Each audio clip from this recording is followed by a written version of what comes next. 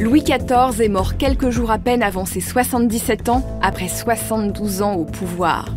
On dit souvent qu'il n'aurait pas eu un si long règne sans une santé de fer. Et pourtant, son journal de santé, tenu par son équipe médicale depuis son adolescence, permet de nuancer cette croyance. Le roi Soleil est passé à plusieurs reprises par des moments difficiles qui ont bien failli lui coûter la vie. Sa mort a même été précédée d'une terrible agonie dont les recherches médico-légales récentes ont permis de confirmer les causes. Je vous propose qu'on se plonge ensemble dans le dossier médical du Soleil. Je suis Virginie Giraud et je vous emmène au cœur de l'histoire, un podcast produit par Europe 1 Studio. Le journal de santé du roi Louis XIV.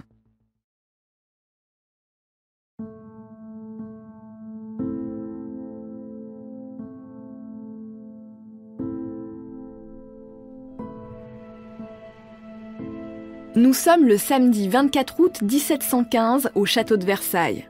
Le roi Soleil est tout proche de son 77e anniversaire. Mais ça fait déjà plusieurs jours qu'il est malade et cette fois, la fin semble inéluctable. Ce matin-là, il est perclus de douleur. Son médecin Louis Cresson-Fagon vient de lui faire un bandage propre. Une longue tache noire marbre sa jambe. La gangrène le dévore jusqu'à l'aine. Le médecin s'efforce de ne pas froncer le nez. L'odeur du souverain est à deux doigts de lui soulever le cœur.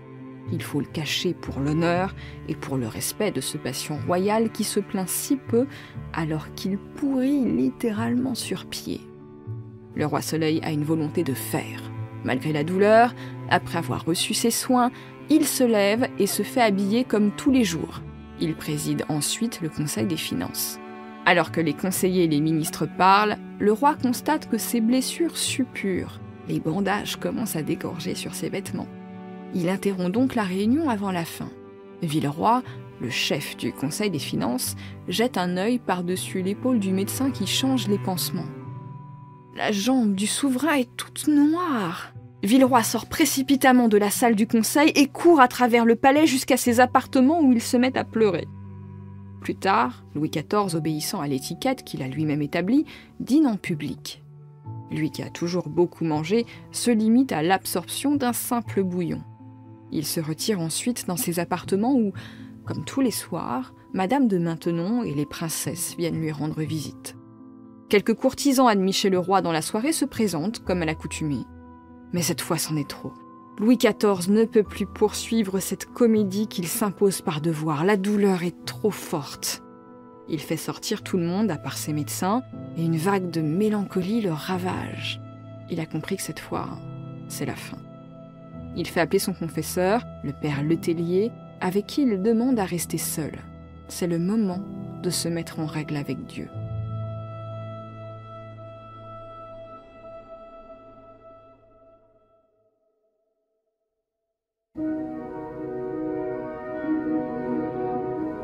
Pour Louis XIII et Anne d'Autriche, la naissance de Louis Dieudonné après 23 ans de mariage est un don de Dieu, comme le laisse entendre son second prénom. On veille précieusement sur le petit dauphin. À une époque où il n'existe ni vaccin ni antibiotiques, la mortalité infantile est élevée. Elle est alors autour de 40%. Les maladies infectieuses sont bien sûr les premières faucheuses. Depuis l'Antiquité, la variole sévit par vagues. Son taux de mortalité est évalué entre 45 et 75%. Mais quand on y survit, on est immunisé pour toujours.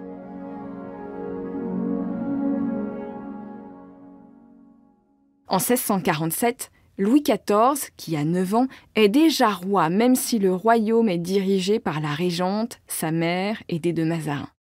Cette année-là, Louis XIV est confronté pour la première fois à une maladie potentiellement mortelle puisqu'il développe la variole.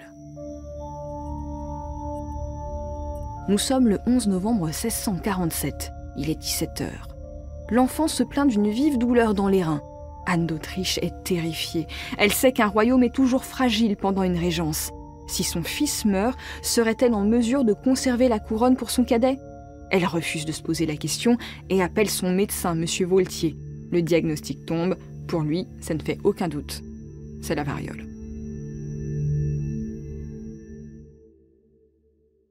Le petit souverain a de la fièvre.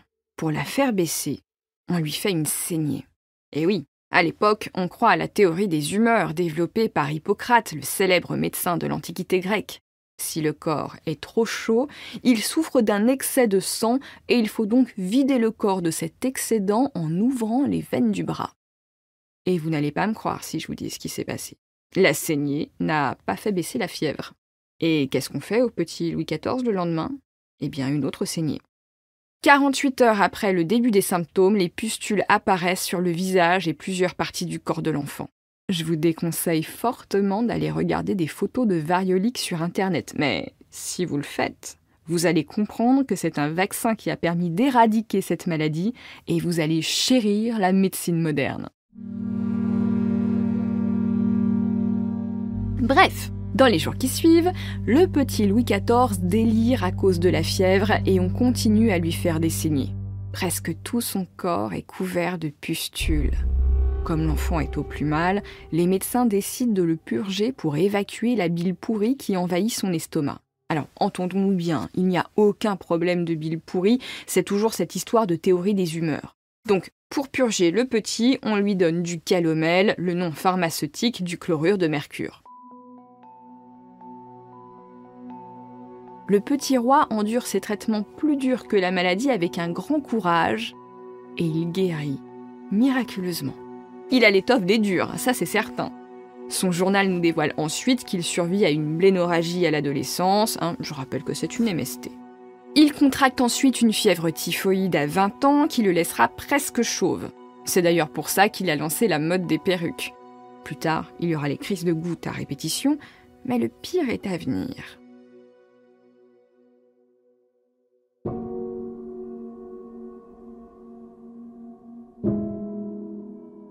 Nous voilà en 1686. Le roi a 48 ans. Il a fait de Versailles son joyau. Mais voilà, depuis quelque temps, il a de plus en plus de mal à marcher et il fait ses promenades en chaise à porteur. Les courtisans se murmurent pudiquement que Sa Majesté souffre d'une tumeur à la cuisse. La réalité est, comment dirais-je, plus triviale. Le roi a l'habitude de se faire des lavements, c'est ce qu'on appelle alors des clistères. Il s'injecte de l'eau additionnée de divers produits, comme du miel, dans le fondement, avec une grosse seringue mécanique, tout ça à une époque où on ne désinfecte pas le matériel médical, parce qu'on ignore l'existence des virus et des bactéries. Le roi est donc en contact avec une bactérie nommée anthrax. Et cette bactérie va créer une inflammation du côlon qui va aboutir à une fistule anale. Le sujet étant un peu sensible pour Sa Majesté, je n'irai pas plus loin dans mes explications médicales.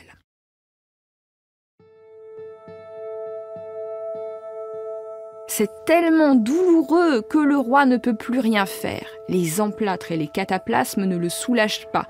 Les médecins sont sur les dents et c'est à regret qu'ils abandonnent le terrain aux chirurgiens, les spécialistes d'une discipline alors méprisée.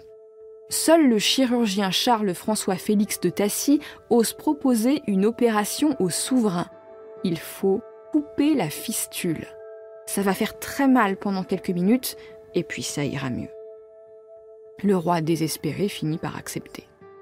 Maintenant qu'il a l'accord du roi, Félix a le vertige. Il joue sa carrière. Il décide de se faire fabriquer un long bistouri à lame recourbée et un écarteur spécifiquement pour cette opération, et il se fait la main sur tous les malades souffrant de fistules dans les hôpitaux de Paris. Pour mémoire, à cette époque, il n'y a que des pauvres promis à une mort certaine dans les hôpitaux.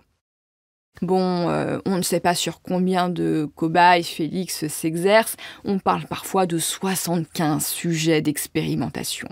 Ce qu'il y a de certain, c'est que si l'incision est trop profonde, elle cause une hémorragie mortelle. On raconte que le curé Hébert enterre les cobayes décédés à l'aube sans sonner les cloches de l'église pour éviter d'attirer l'attention. Enfin, le 18 octobre 1686, à 7h du matin, Félix se tient devant le lit du roi avec son écarteur et son bistouri. Sa Majesté est allongée sur le ventre, un coussin sous le bassin, ses jambes nues sont écartées. Louis XIV a décidé d'être opéré dans le plus grand secret. Il boit un verre de vin, c'est tout ce qu'il a pour le calmer, car on ne sait pas encore faire d'anesthésie. Et en homme courageux, le souverain se serait écrié « Est-ce fait, messieurs ? Achevez et ne me traitez pas en roi. Je veux guérir comme si j'étais paysan. »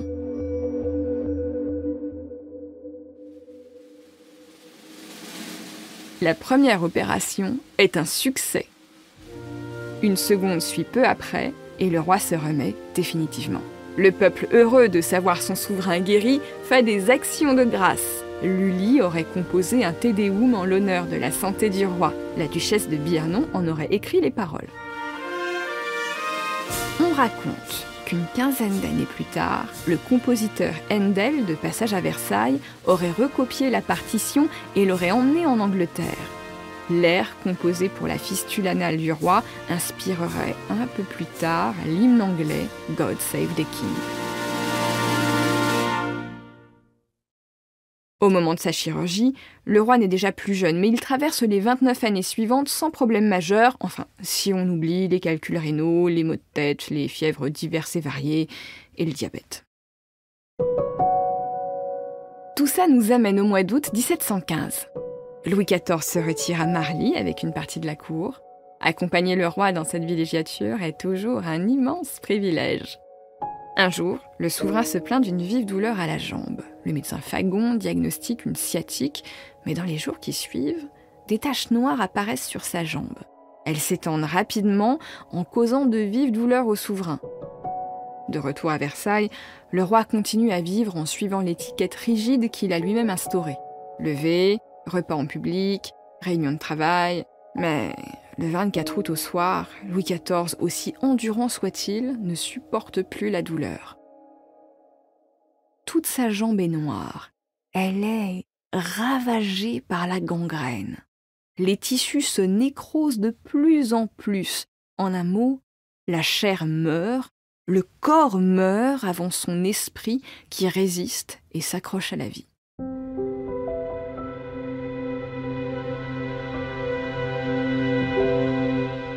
À partir du 26 août, Louis XIV ne quitte plus sa chambre. La gangrène a atteint l'os. Le roi Soleil demande à voir son héritier. Son arrière-petit-fils, le futur Louis XV, n'a que 5 ans. Depuis quelque temps déjà, il le préparait au pouvoir. Il l'emmenait souvent avec lui et le faisait habiller comme lui, comme une miniature ou un petit double. Là, dans la chambre dans laquelle il va mourir, il préconise à son successeur de veiller à soulager son peuple et d'être un roi pacifique. Dans les jours qui suivent, le roi fait plusieurs fois ses adieux à Madame de Maintenon, son épouse morganatique, son dernier amour sincère, sa compagne des vieux jours. Le 30, le souverain dont le corps aspire déjà depuis longtemps à retourner à la poussière tombe dans le coma. L'âme cède le 1er septembre.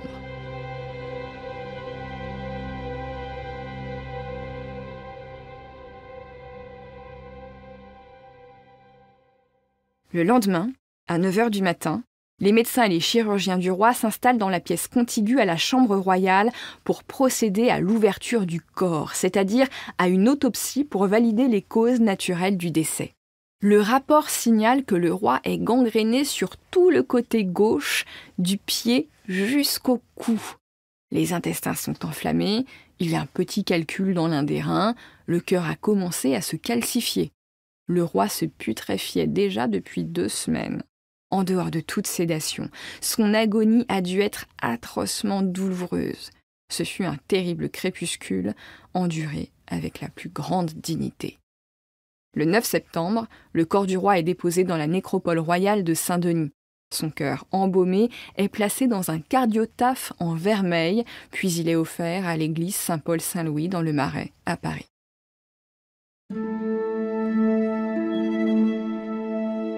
Le siècle passe, la Révolution vient troubler les morts et les sépultures des rois de France sont profanées.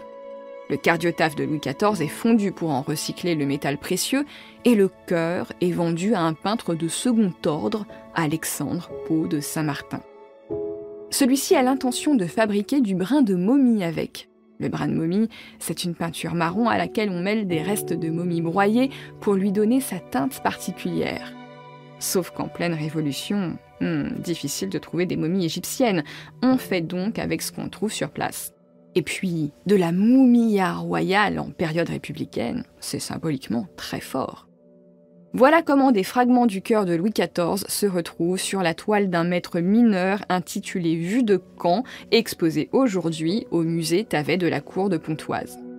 Après un parcours sinueux, ce qu'il restait du cœur de Louis XIV retrouve un nouveau cardiotaphe à Saint-Denis. Et c'est là qu'entre en scène un médecin légiste que les habitués d'Au cœur de l'histoire connaissent bien. Notre ami Philippe Charlier a pu analyser les restes du cœur de Louis XIV et des fragments de peinture brune sur la toile de peau de Saint-Martin. Les fragments de peinture contiennent des protéines cardiaques humaines liées à une surinfection causée par un diabète sénile, ce qu'on peut résumer en un mot, la gangrène. Le reste du cœur était quant à lui partiellement calcifié, comme dans le rapport d'autopsie. La datation au carbone 14 confirme quant à elle l'âge du décès du souverain.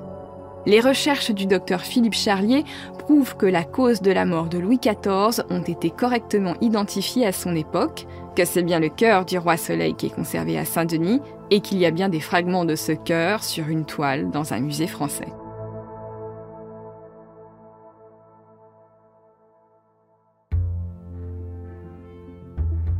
Au cœur de l'histoire est un podcast Europe 1 Studio et c'est aussi un travail d'équipe. À la production, Camille Bichler. À la réalisation, Pierre Casalo. À la direction artistique, Julien Tarot. À la composition des musiques originales, Julien Tarot et Sébastien Guidis. À la communication et à la diffusion, Kelly Decroix et Nathan Laporte. Et moi, la plume et la voix d'Au cœur de l'histoire, je vous retrouve tous les jours en podcast sur l'appli Europe 1, sur votre plateforme favorite et à l'antenne d'Europe 1 tous les week-ends à 15h. À bientôt!